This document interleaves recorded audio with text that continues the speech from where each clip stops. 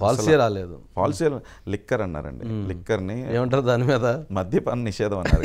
ఈయన చేసిందల్లా ఏంటంటే మద్యపాన నిషేధాన్ని 25 చేస్తాను అని చెప్పి చేయలేకపోయారు అంటే ఓకే. ఓకే, 25 అంటే కార్పొరేషన్ పెట్టారు. ఒక కార్పొరేషన్ పెట్టి కార్పొరేషన్ పెడతాం వల్ల నష్టం చెప్తున్నాను సార్. అది ఏం చేశారంటే ఏదైనా లిక్కర్ అమ్మితే ఆంధ్రప్రదేశ్ ట్రెజరీకి వస్తే అది డైరెక్ట్ ఆంధ్రప్రదేశ్ ట్రెజరీకి వచ్చింది లాభం, దాని మీద ఇన్కమ్ ట్యాక్స్ కట్టక్కర్లేదు.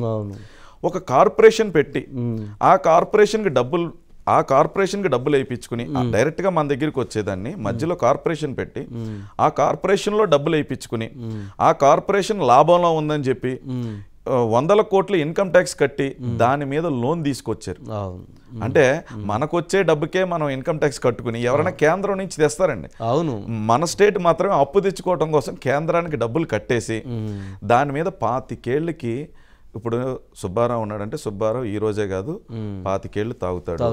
ఇప్పుడు 5 ఏళ్ళు ఉన్న కుర్రోళ్ళు కూడా కంపల్సరీ తాగుతారు అని చెప్పి వాళ్ళ భవిష్యత్తులో ఇలా తాగకపోతే నాది గ్యారంటీ అని చెప్పి 25 ఏళ్ళ వరకు కంపల్సరీ ఎవరు మానేటోళ్ళు లేరు, ఇంకా పెంచుకుంటూ పోతామని చెప్పి మొత్తం అప్పు తెచ్చారండి. కార్పొరేషన్ అప్పు తెచ్చేశారు. అంటే 25 సంవత్సరాలకు మా జనాభా ఇంత తాగుతారని తాగుతారని చెప్పి అసలు డీటెయిల్డ్ ప్రాజెక్ట్ రిపోర్ట్.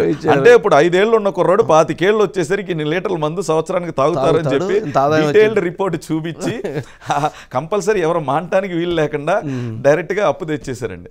దాని మీద అప్పు తెచ్చేసారు. అప్పు తెచ్చేసి ఏం చేశారో ఎవరికి తెలియదు. తర్వాత ఇప్పుడు మనం ఎగ్జాంపుల్ అండి, ఇప్పుడు మీరు అప్పు చేశారు సార్, నేను అప్పు చేశాను, మీరు తెలంగాణ మీరు అప్పు చేశారు, నేను ఆంధ్రప్రదేశ్ నేను అప్పు చేశాను. మీరేం చేశారంటే తెలంగాణ అప్పు తెచ్చి మీరు రోడ్లు వేసుకున్నారు, నేనేం చేసుకున్నాను అప్పు తెచ్చి దీపావళి చేసుకున్నాను.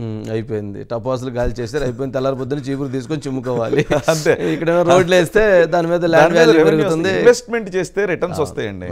ఎప్పటికప్పుడు అలాగా బెల్లం అలాగా పంచేరా లేదో కూడా నిజంగా యాక్చువల్గా ఏంటంటే అండి కాంట్రాక్టర్స్కి ఎవరికి పేమెంట్స్ లేవు.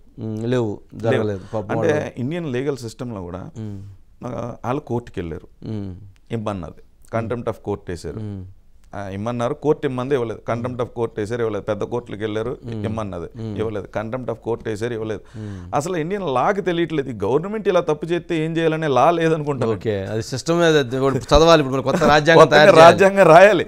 ఎందుకంటే అంత దారుణంగా ఉండొచ్చు, ఎవరైనా ఉండబోతారని చెప్పి ఇండియన్ లెజిస్లేటివ్ మన లీగల్ దానికి తెలియదు, జుడిషియరీకే తెలియకుండా అంత పెద్ద యాక్టివిటీ జరుగుతుందండి ఆంధ్రప్రదేశ్లో.